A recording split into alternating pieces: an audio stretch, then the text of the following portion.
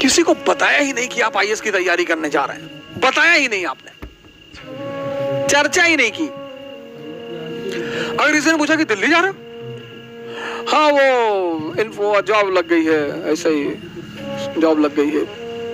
बेंगलोर जा रहे हो, हाँ इन्फोसिस में जॉब लग गई है।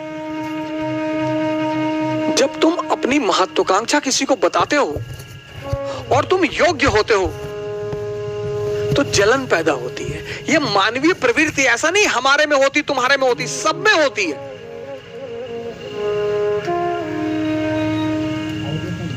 सब में। अभी तुमको ऑस्ट्रेलिया में आईएएस बना दिया जाए, तुम नहीं जाना चाहोगे। कौन जानता है तुमको ऑस्ट्रेलिया में हो गए आईएएस।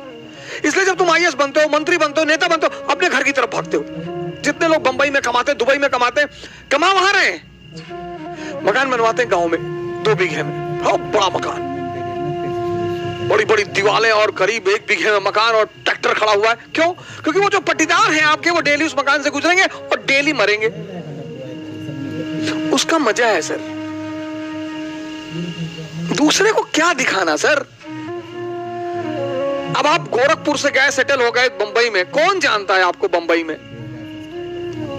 लेकिन बैजूटिया गांव के आप रहने वाले, वही के लोगों ने आपको गाली दी है बचपन में, चुनौतियां दी हैं, आपको ताना मारा है कि कुछ नहीं कर पाओगे, तो आपने 3 बीघे में मकान बनवाया गांव में। कोई नहीं रहता, कोई रहता ही नहीं, इतना बड़ा ताला लटका है। लेकिन पूरा गांव जब उस मकान से सामने से गुजरेगा तो डेली मरेगा कि बहुत पैसा शुक्लवा कमाए, तस्करी अस्करी करता होगा। दुनिया में तुम 3 लोगों के बिना नहीं जी सकते और तुम 3 लोगों के साथ नहीं जी सकते। इनको अपनी महत्वाकांक्षा कभी मत बताओ। अगर तुम योग्य हो, ये तुमसे चिढ़ेंगे। कृष्ण को देखो, बलराम मजाक उड़ाते, सगे भाई हैं। गोरे नंद जसोदा गोरी, तुम कत श्याम शरीर, तुम्हारी माँ भी गोरी, तुम्हारे पापा भी गोरे, तुम काले हो, तुम इनके बेटे हो ही नहीं।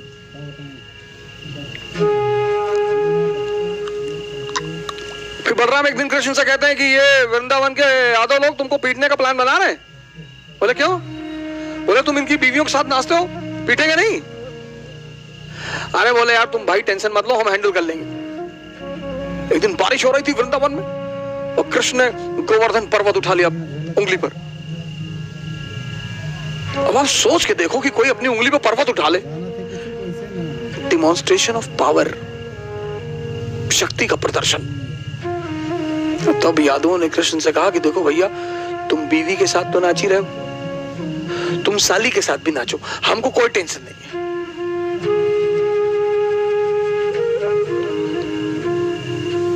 जीवन में तुम्हारी योग्यता तुम्हारी सबसे बड़ी दुश्मन होगी, उसको छिपाना है। 98% लाना योग्यता नहीं है। वो सेल टैक्स कमिश्नर थे लखनऊ में, सुसाइड कर लिया, 2-3 दिन पहले की बात है। योग्यता है इस दुनिया को हैंडल करना। एक साहब है हमारे मित्र, कहते हैं तुम नौजवान क्रांति चला के सबको बचा लोगे। हमने कहा हम तो बचा लेंगे। नहीं नहीं, तुम्हारा क्या मकसद है कि तुम कोरोना से कोई मरता नहीं है? कि मरते तो लोग टिटनेस से भी है। मरने का क्या है? शुगर ज्यादा बढ़ जाए आदमी मर जाए, दूध ज्यादा पी ले डायरिया हो जाए मर जाए। मौत को तो बहाना मांगना है ना, उसे तो बहाना चाहिए। जो बड़ी क्रॉनिक बीमारियां हैं, कैंसर, बड़े सारे लोगों को मैं जानता हूं 10-10 साल से जिंदा है, कुछ नहीं हो रहा है।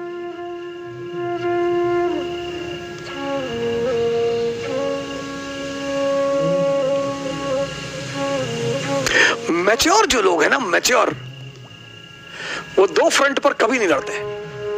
इसलिए जितने हमारे युवा भाई हैं, जब भी आप बाहर निकले, तैयारी करने के लिए निकले, पढ़ने के लिए निकले, बाकी सारे दरवाजे बंद कर दें, सन्यासी हो जाए। ये है सन्यास का मतलब। सन्यास का मतलब ये नहीं गेरुआ पहन लिए हरिद्वार भाग गए, वो भगोड़े हैं, वो भगोड़े हैं। सन्यासी बन जाइए, दिल्ली आइए, इलाहाबाद आइए, बेंगलोर आइए, हैदराबाद आइए, सन्यासी बन जाइए। कोई आपसे कह रहा कि दिमाग खराब है तुम्हारा, तो आईएएस कभी नहीं बनेगा तू। जी भैया, हम तो भैया ऐसे ही चले आए भैया, हम तो एनसीईआरटी पढ़ने चले आए भैया, हम थोड़ी आईएएस बनेंगे भैया। और जिस दिन आईएएस बन जाओ उसी आदमी को पहले बुलाओ, क्या हाल है तुम्हारा, क्या कह रहे थे तुम?